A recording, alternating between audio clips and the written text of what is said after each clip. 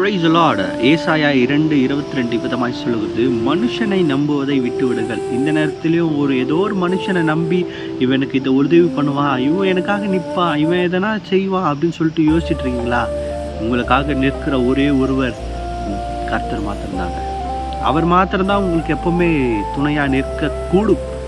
ஏன்னா யார் உங்களை கைவிட்டாலும் அவர் உங்களை கைவிடாத தேவனாக இருக்கிறார். அதனால மனுஷனை நம்புவதை விட்டு விடுங்கள்னு வேதம் நம்ம தெளிவாக சொல்லுது. நீங்கள் மனுஷனை விட்டு தேவனை, அந்த மனிதனை படைத்தவரை நீங்கள் விசுவாசிக்கும் பொழுது அவர் உங்களை எல்லாவித கட்டுகளிலிருந்தும் எல்லாவித கஷ்டத்திலிருந்தும் கை தூக்க அவர் வல்லவராக இருக்கிறார். ஏன்னாப்பா, நீங்கள் யோசிச்சு பாருங்க, ஒரு நீச்சல் தெரிந்தவனுக்கு ஆழத்தை பார்த்து பயமே இருக்காது. நீங்கள் வாழ்க்கையை குறித்து பயந்து கொண்டு இருக்கிறீங்களா? ஆண்டவர் உங்க கூட இருக்கிறாருன்னா ஒரு பயமும் கிடையாது. ஏன்னா நீச்சல் தெரிஞ்சவன் எந்த ஆழமா இருந்தாலும் அவனுக்கு பயமே இருக்காது.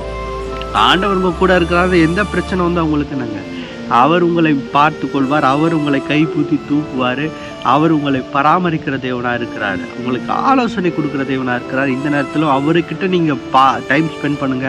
அவர் உங்களை ஆலோசித்து அவர் உங்களை வழிநடத்துகிற தேவனா இருக்கிறார். நீங்கள் மனுஷனை நம்புவதை பார்க்கவும் தேவனை நம்புங்க. அவர் உங்களை எல்லா காரியத்திலிருந்தும் கைகூட வர பண்ணுவார். கர்த்தர் தாமே இந்த வார்த்தைகளை ஆசீர்வதிப்பாராக. ஆமென், ஆமென்.